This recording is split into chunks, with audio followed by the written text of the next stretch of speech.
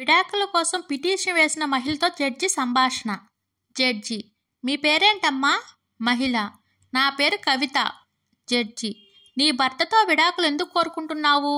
మహిళ: నిద్రలో మా పని మనిషి పేరు కలవరిస్తున్నాడు.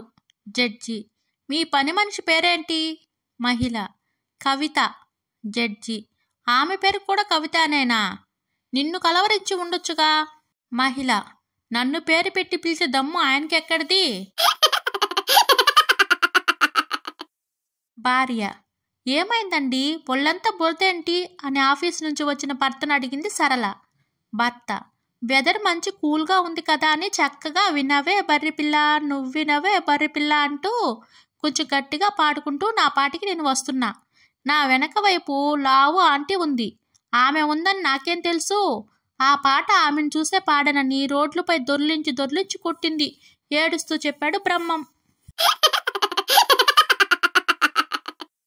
తల్లి: అరే అంకుల్కి గుడ్ మార్నింగ్ చెప్పు. కొడుకు: ఈ అంకులేనా ఎన్నిసార్లు చెప్పినా సిగ్గు లేకుండా రోజు మన ఇంటికి టిఫిన్ కోసం వస్తుంటారు అని తిడతారు మీరు. Good morning uncle. లత: పెళ్లి కొడుకు MBA చదివి పెద్ద కంపెనీలో ఉద్యోగం చేస్తున్నారు. పెద్ద కారు సొంతిల్లు ఉన్నాయన్నారు. అయినా అవేవి నన్ను ఇంప్రెస్ చేయలేదు. రాధ: మరి పెళ్లికి ఎలా ఒప్పుకున్నావు? లత: వాళ్ళింట్లో ఆడవాళ్ళకి వంట కలిసి రాదంట, అందుకని వంట మనిషిని పెట్టుకుంటారంట. ఆ ఒక్క మాటకి పడిపోయానే. భర్త: అబ్బా రోజంతా ఫోన్ చూస్తూనే ఉంటావా? భార్య: నువ్వు బాగా ఆలోచించి చెప్పు, ఫోన్ వాడనా నోరు వాడనా?